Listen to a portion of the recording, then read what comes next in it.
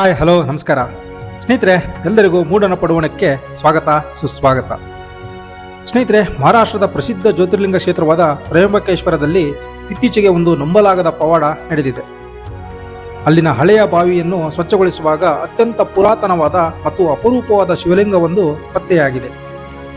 ಈ ಸುದ್ದಿ ಸದ್ಯ ಇಡೀ ದೇಶಾದ್ಯಂತ ಭಕ್ತರಲ್ಲಿ ಭಾರೀ ಸಂಚಲನ ಮೂಡಿಸಿದೆ. ಅಷ್ಟಕ್ಕೂ ಈ ಶಿವಲಿಂಗ ಸಿಕ್ಕಿದ್ದು ಹೇಗೆ, ಎಲ್ಲಿ, ಅದರ ಇತಿಹಾಸವೇನು ಎಂಬುದನ್ನು ಈ ವಿಡಿಯೋದಲ್ಲಿ ಸಂಪೂರ್ಣವಾಗಿ ತಿಳಿಯೋಣ. ವಿಡಿಯೋ ಕೊನೆ ತನಕ ನೋಡಿ, ಹಾಗೆ ಚಾನಲ್ಗೆ ಸಬ್ಸ್ಕ್ರೈಬ್ ಆಗೋದನ್ನು ಮಾತ್ರ ದಯವಿಟ್ಟು ಮರೆಯಬೇಡಿ.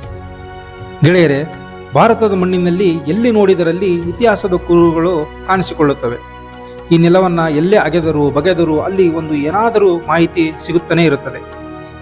ಈಗ ಅದೇ ರೀತಿ ಮಹಾರಾಷ್ಟ್ರದಲ್ಲಿರುವ ತ್ರಯಂಬಕೇಶ್ವರದಲ್ಲಿ ಅದೇ ಆಗ್ತಾ ಇದೆ.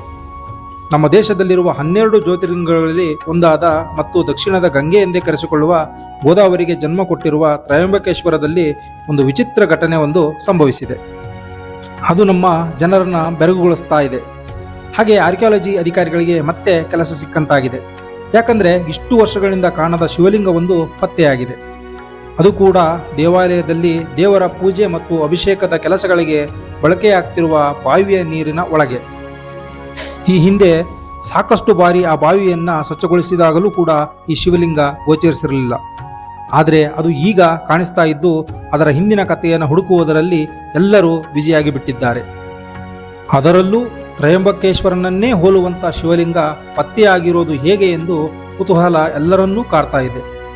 ಸದ್ಯಕ್ಕೆ ಈ ಬಗ್ಗೆ ಆರ್ಕಿಯಾಲಜಿ ಇಲಾಖೆ ತಲೆ ಕೆಡಿಸಿಕೊಂಡಿದ್ದು, ಭಕ್ತರು ಮಾತ್ರ ಇದು ತ್ರಯಂಬಕೇಶ್ವರನ ಪವಾಡ ಎಂದೇ ನಂಬುತ್ತಿದ್ದಾರೆ. ಆದರೆ ಈ ರಹಸ್ಯ ಕಥೆಯನ್ನು ಹುಡುಕುತ್ತಾ ಹೋದರೆ ನಾವು ಪೇಶ್ವೆಗಳ ಕಾಲಕ್ಕೆ ಬಂದು ನಿಲ್ತೀವಿ ಅನ್ನೋದು ಇತಿಹಾಸ ತಜ್ಞರ ಅಭಿಪ್ರಾಯ. ಹಾಗೆ ನೋಡಿದರೆ 17ನೇ ಶತಮಾನದಲ್ಲಿ ಔರಂಗಜೇಬ ಈ ದೇವಾಲಯವನ್ನು ಕೆಡವಿ ಹಾಕಿಬಿಟ್ಟಿದ್ದನಂತೆ. ಆ ಬಳಿಕ ಮೊಘಲರನ್ನ ಸೋಲಿಸಿದ ಪೇಶ್ವೆಗಳು ಈ ಭಾಗದ ಆಳ್ವಿಕೆಯನ್ನು ಕೈಗೆತ್ತಿಕೊಳ್ಳುತ್ತಾರೆ. ಮೊದಲನೇ ಬಾಜಿರಾವನ ಕಾಲಕ್ಕೆ ಮೊಘಲರ ಬಲ ಕುಂದುತ್ತದೆ.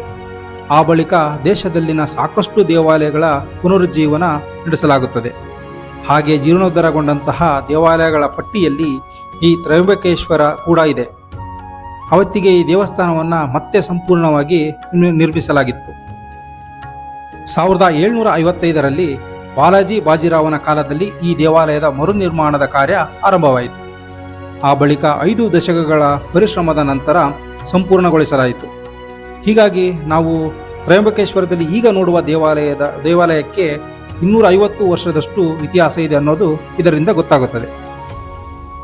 ಸೊ ಇದೇ ಆಧಾರದಲ್ಲಿ ನಾವು ನೋಡುವುದಾದರೆ, ಸಾಮಾನ್ಯವಾಗಿ ದೇವಾಲಯದ ನಾಶದ ಮುನ್ಸೂಚನೆ ಸಿಕ್ಕಿದ ನಂತರ ಅಲ್ಲಿದ್ದ ಜನ ತಮ್ಮ ಇಷ್ಟ ದೇವರ ವಿಗ್ರಹಗಳನ್ನು ನೀರಿನಲ್ಲಿ ಮುಳುಗಿಸಿಡುವ ಪದ್ಧತಿ ಇತ್ತು. ಒಂದು ವೇಳೆ ಇಲ್ಲಿಯೂ ಕೂಡ ಅದೇ ಮಾರ್ಗವನ್ನು ಅವತ್ತಿನ ಜನ ಅನುಸರಿಸಿದರ ಅನ್ನೋ ಪ್ರಶ್ನೆ ಕಾಡ್ತಾ ಇದೆ.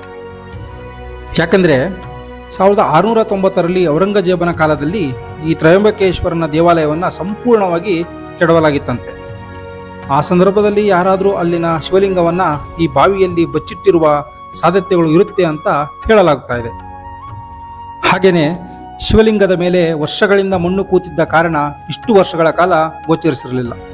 ಆದರೆ ಇತ್ತೀಚೆಗೆ ಪ್ರತಿ ವರ್ಷವೂ ಕೂಡ ಈ ಬಾವಿಯನ್ನು ಕ್ಲೀನ್ ಮಾಡ್ತಾ ಇರೋದ್ರಿಂದ ಈಗ ಶಿವಲಿಂಗ ಗೋಚರಿಸಿದೆ ಅಂತ ಆರ್ಕಿಯಾಲಜಿಕಲ್ ಸರ್ವೆ ಆಫ್ ಇಂಡಿಯಾದ ಅಧಿಕಾರಿಗಳು ಹೇಳುತ್ತಿದ್ದಾರೆ.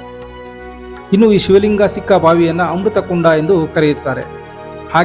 ಹಾಗೆ ಈ ಶಿವಲಿಂಗದ ನಿಜ ಆಯಸ್ಸು ತಿಳಿಸುವ ನಿಟ್ಟಿನಲ್ಲಿ ಇನ್ನಷ್ಟು ಪರೀಕ್ಷೆಗಳು ಆಗಬೇಕಿದ್ದು, ಅದನ್ನು ಮುಂದಿನ ದಿನಗಳಲ್ಲಿ ಮಾಡಲಾಗುವುದಾಗಿ ಪುರಾತತ್ವ ಇಲಾಖೆಯವರು ಹೇಳುತ್ತಿದ್ದಾರೆ. ಸ್ನೇಹಿತರೆ, ಈ ತ್ರಯಂಬಕೇಶ್ವರ ದೇವಾಲಯವು ಮಹಾರಾಷ್ಟ್ರದ ನಾಸಿಕ್ ಜಿಲ್ಲೆಯ ತ್ರಿಂಬಕ್ ಪಟ್ಟಣದಲ್ಲಿ ಬರುತ್ತದೆ.